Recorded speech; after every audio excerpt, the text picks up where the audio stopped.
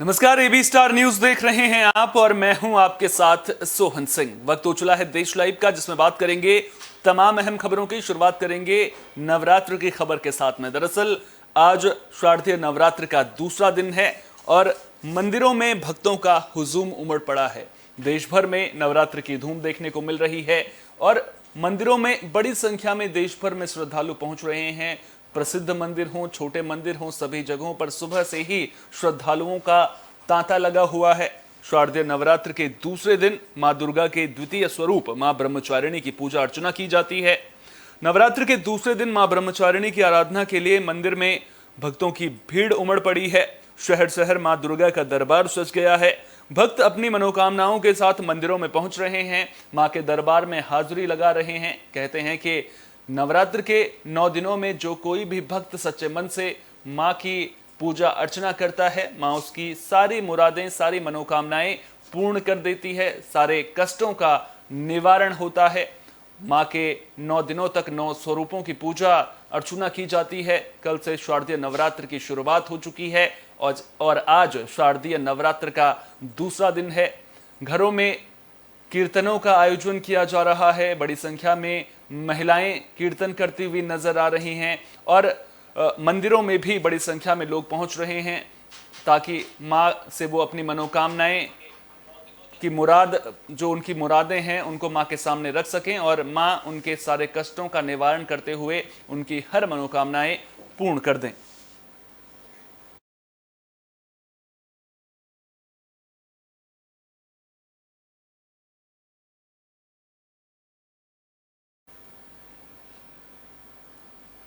पश्चिम बंगाल में भी नवरात्र की धूम देखने को मिल रही है। दरअसल पश्चिम बंगाल में दुर्गा पूजा का खास महत्व माना जाता है। यहां पर बड़े स्तर पर दुर्गा पूजा का आयोजन किया जाता है।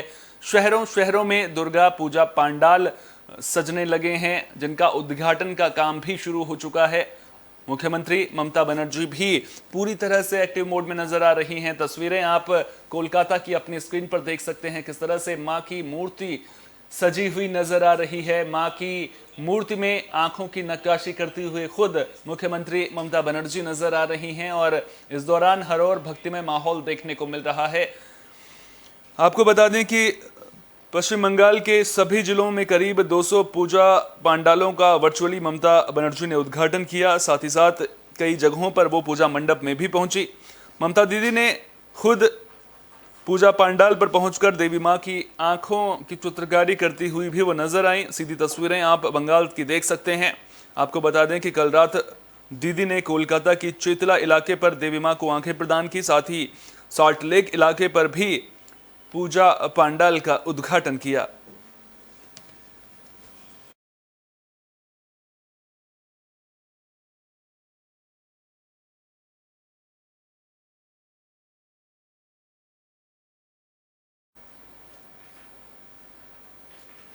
बुलेटिन में अब बात पीएफआई की भी कर लेते हैं। दरअसल पीएफआई पर एनआईए का शिकंजा लगातार कसता ही जा रहा है। अब एक बार फिर से पीएफआई के ठिकानों पर एनआईए की रेड पड़ी है। तो एनआईए समेत दूसरी एजेंसियों ने दोबारा पीएफआई के ठिकानों पर छापेमारी की है। यह छापेमारी दूसरे राउंड की बताई जा रही है। एनआईए ने इससे पहले केरल से पीएफआई मेंबर शफीक पैट को गिरफ्तार किया था, जिसने पूछताछ में यह खुलासा किया था कि इस साल प्रधानमंत्री नरेंद्र मोदी की Patna rally popular front of India के टारगेट पर थी। दरअसल एनआईए को इससे पहले की छापेमारी में जो कुछ भी लीड मिली थी, उसी के आधार पर इस बार 8 राज्यों के 25 ठिकानों पर छापेमारी की जा रही है। एनआईए समेत अन्य एजेंसियां 8 राज्यों की पुलिस के साथ मिलकर इस छापेमारी को अंजाम दे रही हैं। सूत्रों के मुताबिक पीएफआई के कई सदस्यों को एजेंसियों ने हिरासत में भी लिया है। पीएफआई को लेकर एटीएस की टीम वेस्ट यूपी में फिर छापेमारी कर रही है। एटीएस की टीम ने मेरठ बुलंदशहर से कई लोगों को कस्टडी में लिया है, जिनसे पूछताछ की जा रही है। इसके अलावा सीतापुर से भी एक संदिग्ध को हिरासत में लिया गया है।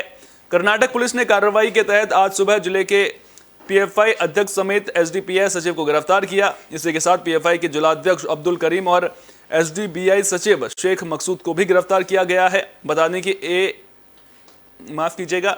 एनआईए के अलावा अन्य एजेंसियां भी लगातार पीएफआई के ठिकानों पर छापेमारी कर रही हैं। पिछले दिनों पीएफआई के 100 से ज्यादा ठिकानों पर रेड की गई थी। एनआईए की टीम के साथ ईडी और राज्यों की पुलिस ने 22 सितंबर को छापेमारी कर पीएफआई के 106 लोगों को गिरफ्तार किया था। साथ ही एनआईए ने यूपीए के तहत 5 एफआईआर भी दर्ज की थी। वहीं एनआईए के सेक्शन के बाद पीएफआई पर बैन की तलवार भी लटकती हुई नजर आ रही है।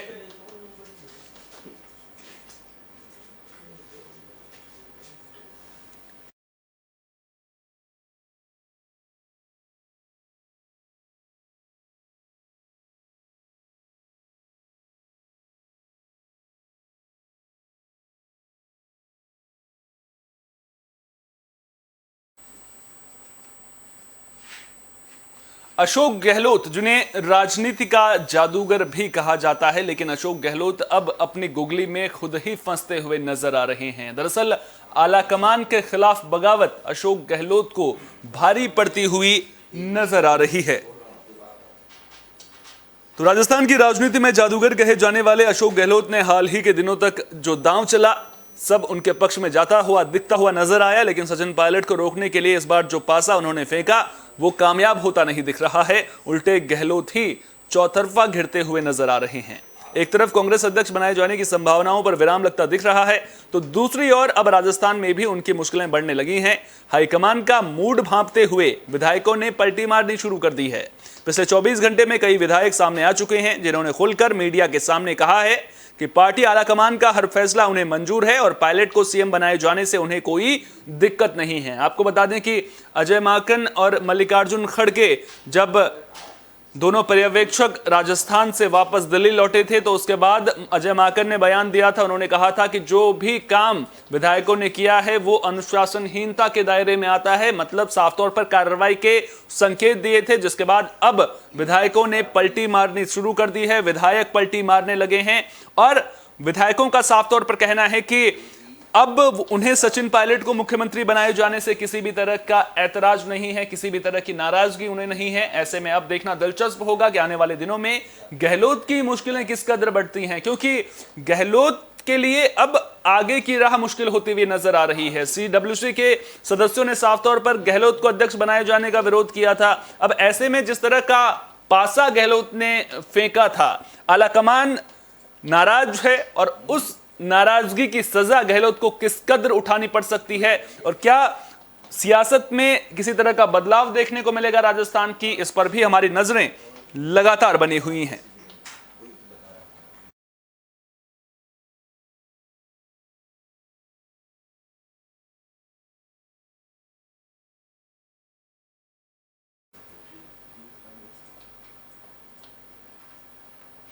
अब बात भारतीय महिला पायलट की भी कर लेते हैं। दरअसल एलएसी पर भारतीय महिला पायलट का दम देखने को मिला है, नारी शक्ति का सम्मान देखने को मिला है। पूर्वी कमान में भारतीय वायुसेना के अधिकारियों ने बताया है कि महिला पायलट और ग्राउंड क्रू ऑफिसर्स देश भर में तैनात हैं और उन्हें दुनिया के सबसे ऊंचे युद्ध क्षेत्र सियाचिन ग्लेशियर सेक्टर से लेकर अरुणाचल प्रदेश के विजयनगर तक देखा जा सकता है, जो कि पूर्वी लैंडिंग ग्राउंड है। तो इंडियन एयरफोर्स में महिला पायलटों और ग्राउंड क्रू की संख्या लगातार बढ़ती जा रही है। इसके साथ ही देश की नारी शक्ति ने अब चीन से लगे बॉर्डर पर भी अपनी धमक दे दी है। महिलाएं अरुणाचल प्रदेश, असम के पूर्वी सेक्टर में फाइटर एयरक्राफ्ट और चॉपर्स उड़ा रही हैं। एएनआई ने देश में बने एएलएच थ्रूमार्क और 3 चॉपर्स की जो तस्वीरें हैं वो भी लगातार सामने आई हैं। उन तस्वीरों को आप अपनी स्क्रीन पर देख सकते हैं और इन तस्वीरों में आप देख सकते हैं कि महिला पायलट का दम पूरा हिंदुस्तान देख रहा है। Sukhoi 30 MKI fighter jet fleet के भारत के पहले weapon system operator flight lieutenant Tejasvi ने महिलाओं की उड़ान के बारे में विस्तार से बताया है। उन्होंने कहा है कि हमारे पास शानदार महिलाएं हैं जिन्होंने पुराने बंधनों को तोड़ दिया है। इनके पास देश की सेवा करने का सपना है, इस सपने के साथ ही ये आगे बढ़ रही हैं। तो महिलाओं का दम देखने को मिला है, नारी सशक्तिकरण की बात होती है और अब जिस तरह से महिलाएं फाइटर प्लेन उड़ा रही हैं, चिनूक हेलीकॉप्टर को उड़ा रही हैं, ऐसे में आप देख सकते हैं कि महिला सशक्तिकरण को लेकर भारत सरकार जिस तरह से काम कर रही है वो कहीं ना कहीं काबिल तारीफ है। और जब भारतीय महिला पायलट फाइटर प्लेन के साथ में उड़ान भर रही हैं तो पूरे देश का सिर फक्र से ऊंचा उठ रहा है।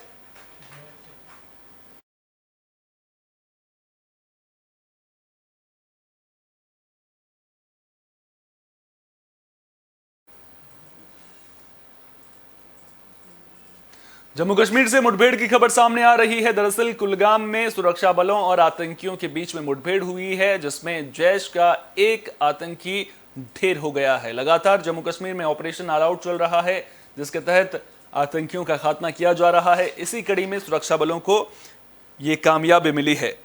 तो जम्मू कश्मीर के कुलगाम जिले में सुरक्षा बलों ने मुठभेड़ में एक आतंकी को मार गिराया है। आतंकवाद विरोधी अभियान के दौरान 2 नागरिक और 1 जवान घायल हो गए। मारा गया दहशतगर्द प्रतिबंधित आतंकी संगठन जैश ए मोहम्मद से जुड़ा था। जानकारी के मुताबिक आतंकवादियों की मौजूदगी की सूचना के बाद सुरक्षा बलों की संयुक्त टीमों ने कुलगाम के बटपोरा इलाके में घेराबंदी और तलाशी अभियान चलाया था। इसी दौरान उनकी आतंकियों से मुठभेड़ हो गई। पुलिस अधिकारी ने कहा कि जैसे ही सुरक्षा बलों की संयुक्त टीमें संदिग्ध स्थान की ओर बढ़ी तो छिपे हुए आतंकियों ने उन पर गोलीबारी शुरू कर दी। इसके जवाब में सुरक्षा बलों के जवानों ने भी गोलियां चलाई। मुठभेड़ में एक आतंकवादी मारा गया। मृतक आतंकी की पहचान नहीं हो सकी है। इलाके में तलाशी अभियान अभी भी जारी है। इससे पहले सोमवार शाम को एक ट्वीट में पुलिस ने कहा कि जारी मुठभेड़ में 1 जवान और 2 नागरिक घायल हो गए हैं। ट्वीट में कहा गया कि तीनों घायलों को इलाज के लिए अस्पताल ले जाया गया। इस महीने कश्मीर में विभिन्न मुठभेड़ों में 9 आतंकवादी मारे गए हैं।